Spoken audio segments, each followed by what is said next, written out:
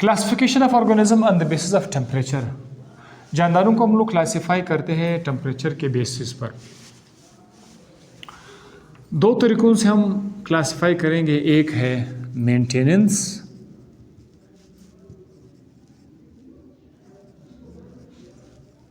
Of body temperature,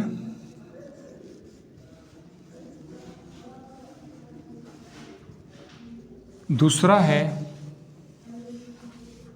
source of heat, source of heat. आपको अभी बताया गया कि जो कुछ जानदार ऐसे होते हैं कि अगर उनका बॉडी का टेम्परेचर चेंज हो जाए तो वो उनको मेंटेन कर सकते, जैसे अभी था। सो मेंटेनेंस ऑफ बॉडी टेम्परेचर के हिसाब से हमारे पास दो तरह के जानदार हैं हमारी दुनिया में, आसपास यहाँ वहाँ। एक का नाम है पायोकिलोथर्म्स,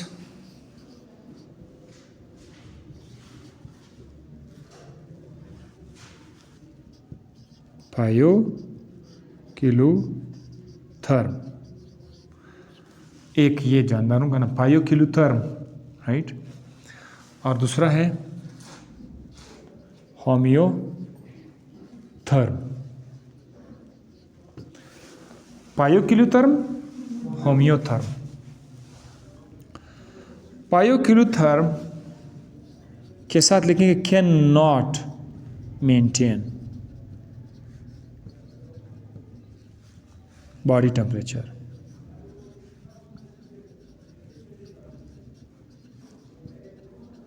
ये बॉडी टेम्परेचर को मेंटेन नहीं कर सकते हैं। जैसे हमने आज इंसान का देखा था, वो इंसान अपना बॉडी टेम्परेचर मेंटेन कर सकता था। बाहर सर्दी हो गई थी तो इसने उसके खिलाफ काम करना शुरू कर दिया और सेट कर दिया। बाहर गर्मी है तो बॉडी के अंदर चेंजेस आ गई और सेट हो गया। तो जो नहीं कर सकते हैं उनका नाम है पायोकिलोथर्म्स। और ये अक्सर जो मछली है, फिश है समुद्र के अंदर, वो पायोकिलोथर्म्स होते हैं। एम्फीबियंस हैं। एम्फीबियंस कौन सा ख़ानदान है? मेंढक वाला ख़ानदान है। और कुछ इनवर्टिब्रेट्स हैं, इनवर्टिब्रेट्स। फर्स्ट ईयर के बायोलॉजी में किंगडम एनिमलिया में हम ये पढ़ेंगे। तो ये वाले जो जानदार है ये अपना बॉडी टेम्परेचर मेंटेन नहीं कर सकते। ये कोशिश करते हैं कि एक ही माहौल के अंदर रहे, जो चेंज ना हो, ताकि उसका गुजारा हो जाए। अदरवाइज़ अगर आपने इसका माहौल चेंज कर दिया, इनके अंदर तो सलाहियत नहीं है। हाँ, इंसान का ये है कि इंसान किसी भी माहौल में जा सकता है। इंसान को आप समंदरों के अंदर भी जगह बनाओ, उधर भी रहेगा, वो पहाड़ों में भी रहेगा, वो गर्मी में भी रहेगा, गर्म इलाकों में भी रहेगा, सर्द इलाकों में भी रहेगा। क्योंकि इंसान के अंदर क्या है, मैकेनिज़्म मौजूद है कि अपने आप को एडजस्ट कर सके। टेम्परेचर अगर चेंज हो तो एडजस्ट कर सकते हैं। तो ये वाले जो जानदार हैं ये इस तरह नहीं कर सकते हैं, लिहाजा इनका नाम है पायोकिलोथर्म्स। इनके लिए जो अभी कोर्स में शामिल नहीं किया हुआ है, इनको कोल्ड ब्लडेड भी आप कह सकते हो। कोल्ड ब्लडेड भी आप उसको कह सकते हो, कोल्ड ब्लडेड एनिमल्स। तो cold blooded does not mean ठंडा खून। हाँ, ठंडा खून।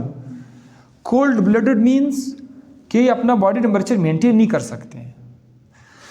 अब इसके बरक्स जो होमियोथर्म्स हैं ये क्या कर सकते हैं? कैन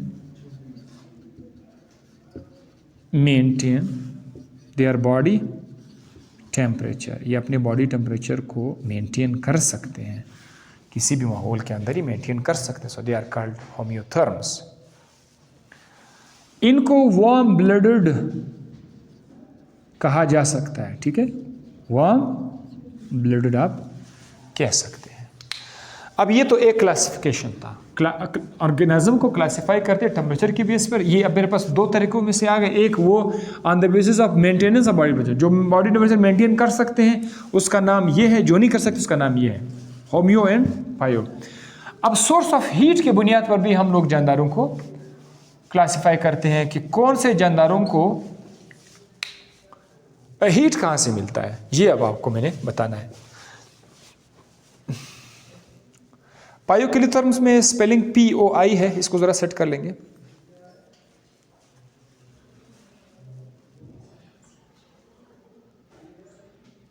POI इसको ज़रा सेट कर, POI, POI, पायोक्लियोथर्म। इस हिसाब से क्या है, एक्टोथर्म,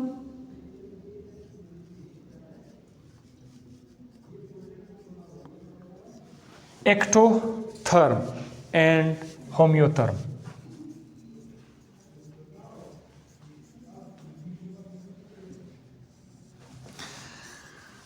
एक्टोथर्म उन जानदारों को कहा जाता है जिनको हीट की ज़रूरत तो है, नीड करते हैं, they need heat, but they get this from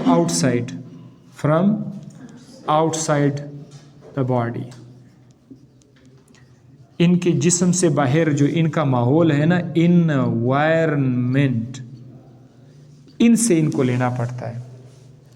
खुद से इनका जो अपना हीट है इनका बॉडी में बहुत कम है तो वेरी लेस। तो मुकम्मल तौर पर ये डिपेंड किस पे करता है, अपने माहौल पे। कभी कोई जानदार है वो पानी से बाहर, जैसे मगरमच्छ है, वो सूरज की रोशनी उसके ऊपर फोकस्ड है और वो आराम कर रहा है, आराम फरमा रहे, तो क्या कर रहे हैं वो हीट ले रहा है। सो अगर कोई जानदार अपने जिस्म में मेटाबॉलिज्म नहीं है इतना ज़्यादा कि वो उसको ज़्यादा हीट प्रोवाइड कर सके, तो उन जानदारों का नाम क्या है, एक्टोथर्म वाले जानदार।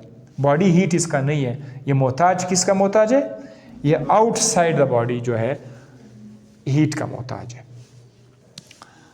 अब होम्योथर्म क्या है, ये इनके बॉडी जो है, बॉडी कैन जनरेट हीट, इनका बॉडी हीट जनरेट कर सकता है, वो भी किस अंदाज में, सफिशिएंट अमाउंट में, काफ़ी ज़्यादा हीट इनका बॉडी खुद जनरेट कर सकते हैं।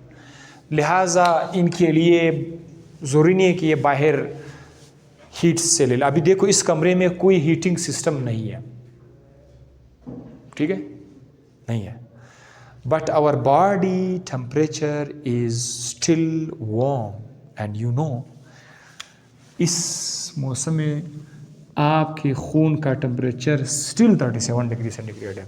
ठीक है, आपको अभी सर्दी लग रही है, थोड़ी बहुत लग रही है, but the inside of the body is 37 degree centigrade.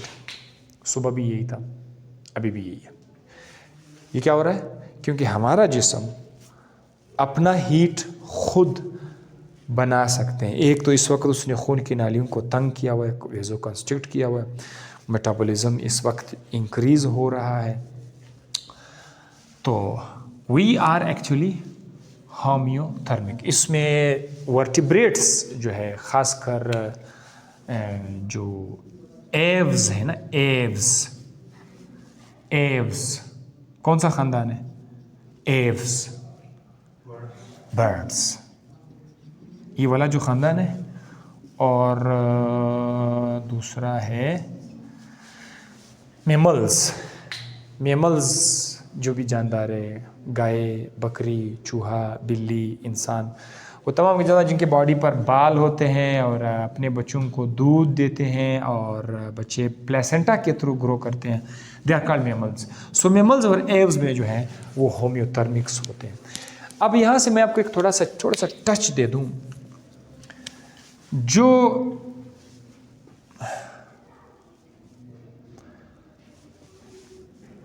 यहाँ से हीट, ये इसको यहाँ कनेक्ट करेंगे और एक्टोथर्म को आप यहाँ से कनेक्ट कर सकते हैं, किसके साथ, पायोक्लियोथर्म के साथ। जो पायोक्लियोथर्म्स होते हैं वो एक्टोथर्म्स होते हैं। अच्छा sorry, ecto and endo, sorry इसको ज़रा वो कर लेते हैं। ये मैंने इधर दोनों का एंडो लिखना था, सॉरी मैंने होम्यो लिखा हुआ है, endo, sorry this one is endo, sorry. अब यह भाई आपने भी बताया नहीं कि ये होम्यो है। सो एंडोथर्मिक ऑर्गेनिज्म किस कैटेगरी में आएंगे, होम्योथर्म में आएंगे। जो जानदार अपना हीट जनरेट कर सकते हैं वो अक्सर क्या होते हैं, होम्योथर्म होते हैं, और जो अपना हीट जनरेट नहीं कर सकते वो अक्सर पायोक्लियोथर्म होते हैं। सो ये है एक्टोथर्म, एंडोथर्म। इस करेक्शन को आप लोग सारा नोट कर ले अपने साथ, करेक्शन नोट कर ले। Now we are ended with this chapter इंशाल्लाह। जी जी।